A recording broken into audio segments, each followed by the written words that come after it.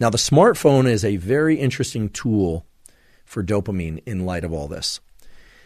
It's extremely common nowadays to see people texting and doing selfies and communicating in various ways, listening to podcasts, listening to music, doing all sorts of things while they engage in other activities, or going to dinner and texting other people, or making plans, sharing information. That's all wonderful. It gives depth and richness and color to life. But it isn't just about our distracted nature when we're engaging with the phone. It's also a way of layering in dopamine.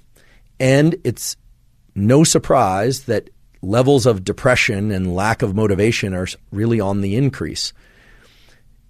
Everything that we've talked about until now sets up an explanation or an interpretation of why interacting with digital technology can potentially lead to disruptions or lowering in baseline levels of dopamine. I can use a personal example for this. I happen to really enjoy working out. I've always really enjoyed it.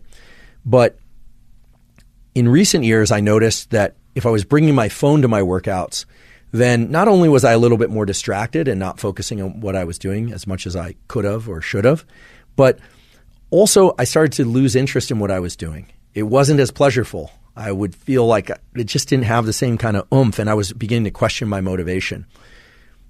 As I started learning more about this relationship between the peaks and the baselines in dopamine, what I realized was that some time ago I probably experienced an incredible increase in the amount of dopamine during one of my workouts because I enjoy working out and I enjoy listening to music. I also enjoy listening to podcasts. I also enjoy communicating with people. Those are all wonderful pursuits, but I had layered in too many of them too many times, and then it essentially wasn't working for me anymore. Much in the same way a drug wouldn't work for somebody who takes it repeatedly because their baseline of dopamine is dropping.